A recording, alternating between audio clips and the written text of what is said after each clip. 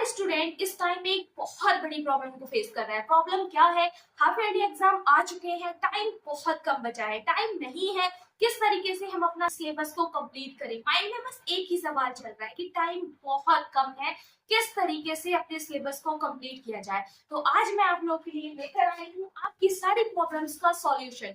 इसमें मैं आपको बताने वाली हूँ कि कैसे करके आप अपने सिलेबस को कंप्लीट करोगे।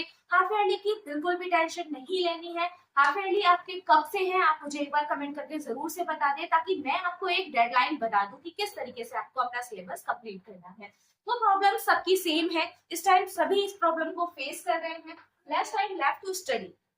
बच्चों के पास बहुत कम समय बचा है। अब उनको समझ नहीं आ रहा है कि मैं कैसे करके पढ़ूंगा, कैसे अपना सिलेबस कंप्लीट करूंगा। बिल्कुल भी समझ में नहीं आ रहा, चीजें दिमाग से बिल्कुल निकल गई हैं, बिल्कुल समझ में नहीं आ रहा। डिस्ट्रैक्शन जो है वो माइंड में बहुत ज्यादा भर गया है। डिस्ट्रैक्शन इतना हो गया है कि एक बुक ओपन करते हैं तो दूसरी बुक सर पे ऐसे करके सवाल रहती है कि अरे यार इसको कैसे करूंगा, नहीं कर पा रहा हूँ, नहीं हो पा रहा है मुझसे।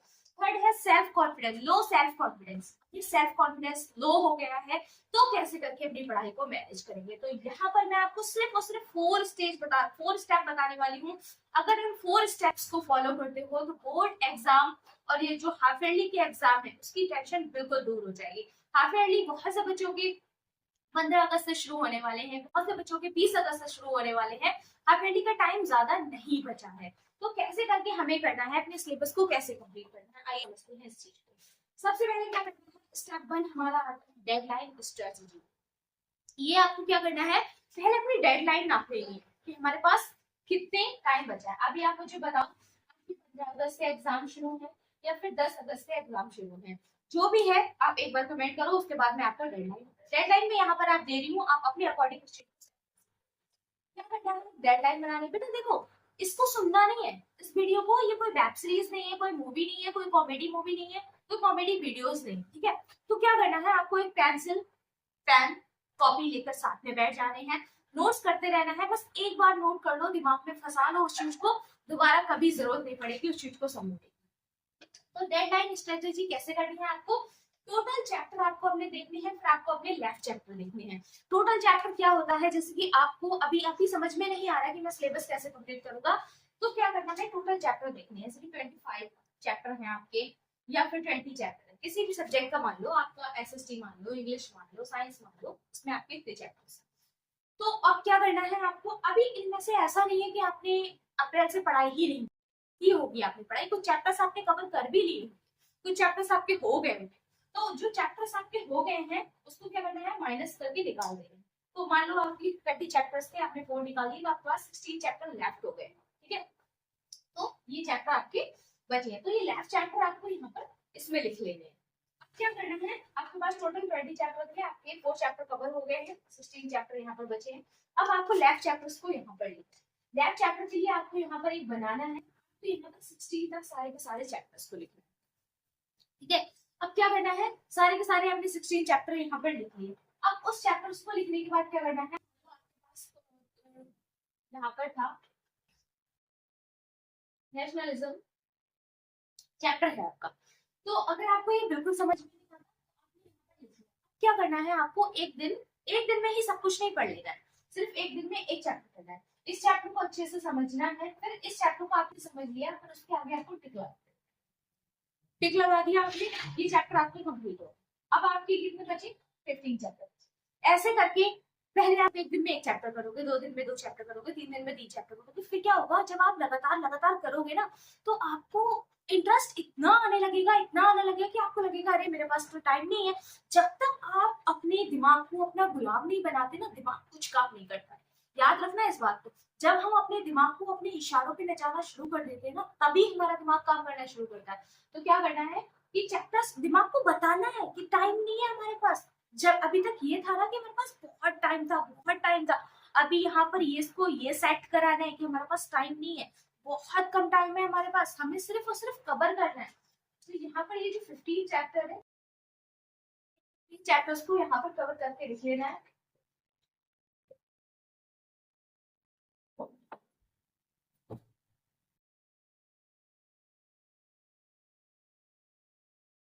इन चैप्टर्स को हमने यहाँ पर लिख लिया।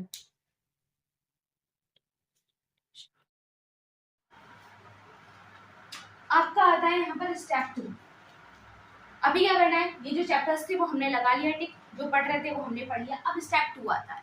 अब आपको डेज को करना है, कितने डेज आपके पास बचे, 10 डे बचे हैं, 20 डेज बचे हैं, 15 डेज बचे हैं। जब तक आप डेज नहीं लिखोगे, टाइम टेबल नहीं बनाओगे, आप अपने आप को नहीं सेटअप कर पाओगे। तो यहाँ पर स्टेप 2 में आता है, आप अपने डेज बनाओ, डेज को लिखो। अगर टाइम टेबल फॉलो नहीं कर सकते हो कोई बात नहीं, पर टाइम टेबल बनाओ। टाइम टेबल को बनाना जरूरी है। एक बार टाइम टेबल बना लो, भले से उसको फॉलो मत करो, क्या होगा आपके माइंड में वो रन करेगा, वो रन करता रहेगा। आप चाहे उसको करो या ना करो, लेकिन वो आपके माइंड में रन करता रहेगा। तो क्या करना है, टाइम टेबल बनाना है, सेकंड स्टेप। अब थर्ड स्टेप में आता है, आपको क्या करना है, स्टेप थर्ड में हम करने वाले हैं जो चैप्टर्स हमने पढ़ लिए, नहीं पढ़े, टाइम टेबल बना लिया, वो सब साइड रखकर अब हम यहाँ पर दूसरा काम करने वाले हैं। यहाँ पर हम करेंगे अपनी writing skill, writing and notes and practice. ठीक है, अब क्या करना है, सबसे पहले हमें नोट्स बनाने नहीं है, जो हम पढ़ रहे थे उसको ही हेडलाइन करना है। हेडलाइन कर लोगे, उसको हाईलाइट करते चलोगे, फिर उसको लास्ट में सिर्फ पढ़ना है। उसके बाद ये आती है हमारी प्रैक्टिस। जो भी पढ़ा है उसको प्रैक्टिस करोगे। प्रैक्टिस करने के बाद बार बार जब प्रैक्टिस करोगे तो राइटिंग इंप्रूव हो जाएगी। मैंने लास्ट टाइम देखा था, ज़्यादातर बच्चों की ये चीज़ें निकल कर आती हैं कि बच्चा जब एग्जाम लिखता है ना, हाफ राइटिंग में उसके मार्क्स कैसे करते हैं आप खुद जानते हो। बच्चे का राइटिंग स्किल ठीक नहीं होता, उसको पैटर्न समझ में नहीं आता, किस तरीके से मैं क्वेश्चन लिखूं, उसको फॉर्मेट समझ में नहीं आता, वो एक्सप्लेन नहीं कर पाता है। बहुत से बच्चों की क्या होती है, वो समझ बहुत कुछ लेते हैं, कर बहुत कुछ लेते हैं, बट वो एक्सप्लेन नहीं कर पाते हैं। माइंड में तो जितना ऐसा लगता है ना कि एक लेक्चर देख लिया समझ में आ गया, बट जब एक्सप्लेन करने की बारी आती है ना, तो जब 1 घंटे का लेक्चर देखते हैं, एक्सप्लेन करने की बारी आती है, तो वो 1 घंटे में भी 10 मिनट में भी वो एक्सप्लेन नहीं कर पाते, बस 2-3 मिनट समझा पाते हैं, वो निकल जाता है उनके दिमाग से। तो क्या करना है, हमें नोट्स वो देखने दें, प्रैक्टिस करनी है। प्रैक्टिस के बाद अपनी जो राइटिंग है हमारी, उसने राइटिंग पे फोकस करना है। फिर क्या निकल कर आता है, हमारा स्टेप 4 निकल कर आता है, जिसमें अभी आपको जो भी डाउट है, जो भी आपको समझ में नहीं आ रहा, अभी आपने डेडलाइन बना ली, टाइम टेबल बना लिया, सब कुछ कर लिया, अभी अगर आपके दिमाग में कोई भी डाउट है तो वो डाउट एक होगा कि मैं इतनी जल्दी मैनेज कैसे करूँ। तो मैनेज करने के लिए क्या करना है, सबसे पहले हमारे अंदर जो डिस्ट्रैक्शंस है उसको आउट करना है। डिस्ट्रैक्शन को आउट कैसे करना है, फोन के लिए टाइम बना दो कि 30 मिनट चलाओगे या 20 मिनट चलाओगे या फिर 1 घंटा चलाओगे या फिर 2 घंटे चलाओगे। तो ये जो अगर आप डेडलाइन बना दोगे ना, हर चीज़ के पास एक डेडलाइन होनी चाहिए कि नहीं मुझे बस ये इतनी देर यूज़ करना है। तो जब आप इसको एक डेडलाइन दे दोगे तो ये दोबारा आपको डिस्ट्रैक्ट नहीं करेगा। एक बार डिस्ट्रैक्ट करेगा, 2 बार करेगा, 3 बार करेगा, फिर वो दोबारा आपको डिस्ट्रैक्ट नहीं करेगा। तो स्टेप यहाँ पर हमारा ये 4 आता था। अब हम लास्ट में यहाँ पर कुछ चीज़ें बेसिकली समझने वाले हैं, जैसे कि हमने ये सब कुछ कर लिया, प्रॉब्लम्स हमने समझ ली, लेफ्ट टाइम टू स्टडी, हमारे पास टाइम नहीं था, हमें कैसे करके इसको मैनेज करना था, डिस्ट्रैक्शन को हमने यहाँ पर अवॉइड कर दिया, सेल्फ कॉन्फिडेंस हमें कैसे करके बढ़ाना है। तो सेल्फ कॉन्फिडेंस की बात आती है, सबसे पहले हमारे अंदर स्किल होनी चाहिए। अब स्किल कैसी होनी चाहिए, स्किल तभी आएगी जब आप अपने चैप्टर्स को बहुत ही डीप पढ़ोगे। चैप्टर्स को क्लास 10 एंड क्लास 9 दोनों के लिए इम्पोर्टेंट है। अगर आप चैप्टर्स को ध्यान से पढ़ते हो, जैसे कि कोई भी वन शॉट आपने देख लिया, कोई भी लेक्चर देख लिया, अभी इस टाइम आपके पास एनसीईआरटी का टाइम नहीं है, इस टाइम आपके पास बुक रीडिंग का टाइम नहीं है, सिर्फ और सिर्फ वन शॉट देख लो। वन शॉट में क्या होता है, जो आप चैप्टर्स को बार बार पढ़ोगे तब भी समझ में नहीं आएगा, तो क्या करो, इससे बेहतर है वन शॉट देख लो। वन शॉट में एक बार में क्लियर हो जाती है चीज़ें। वन शॉट देख लिया, उसके बाद जो आपको इम्पोर्टेंट लगा, चाहे वो कुछ लाइन का ही इम्पोर्टेंट लगे, उसको लिख लो। लिखना बहुत ज़रूरी है। जब तक हम लिखते नहीं है ना, तो हमारे दिमाग में वो चीज़ें फंसती नहीं है। तो क्या करना है, कॉपी उठानी है, कॉपी उठाकर बस जो भी आए, देखो मैं भी अपनी चीज़ें लिख कर रखती हूँ, तो जो भी आपको आए उसको एकदम लिख लो, कॉपी पे लिखो, भर के लिखो। कॉपी लिखना बहुत ज़रूरी है। अब उसके बाद में क्या आता है, जैसे कि आपने वन शॉट देख लिया, अब टाइम आपके पास बचा नहीं था, तो मैं कुछ भी चीज़ें हो, मैं इंपॉर्टेंट वालों को लिख कर रख लेती हूँ। अगर क्वेश्चन लिखना नहीं आता आपके पास, तो आप क्वेश्चंस को प्रैक्टिस करोगे, 2 बार प्रैक्टिस करोगे, 3 बार करोगे, 4 बार करोगे, तो आपकी प्रैक्टिस से आप क्वेश्चन को आराम से लिख लोगे। देखो स्क्रिप्ट बेटा, चाहे आप कहीं चले जाओ, कॉलेज में चले जाओ, स्कूल में जाओ, कहीं भी जाओ, आपने खुद देखा होगा टीचर्स भी हमारा क्या करता है, शुरू में जब टीचर्स होते हैं ना, तो वो बहुत सारी प्रैक्टिस करते हैं, बहुत सारे बच्चों को बार बार एक्सप्लेन करते हैं, हेजिटेशन होती है, समझाते हैं, खुद भी अपने चैप्टर्स को बार बार रीड कर आते हैं, तो वो आपके सामने आकर प्रेजेंट करते हैं। बट धीरे धीरे धीरे धीरे जब वो पढ़ाते रहते हैं तो उनकी स्किल जो होती है वो बूस्ट हो जाती है। फिर वो क्या करते हैं, वो वन शॉट में ही आपको एक्सप्लेन कर देते हैं, पूरी की पूरी चीज़ें एक बार में ही समझा देते हैं। तो बेटा ये जो चीज़ें हैं वो हमें प्रैक्टिस से आती है। प्रैक्टिस अगर आप कर रहे हो तो कभी भी आप फेलियर नहीं हो सकते हो। तो बस यही करना था आपको। सेल्फ कॉन्फिडेंस को बूस्ट करने के लिए हमें क्या करना है, वन शॉट देखनी है। वन शॉट देखने के बाद उसको समझना है, उसके बाद अपने क्वेश्चन की प्रैक्टिस करनी है।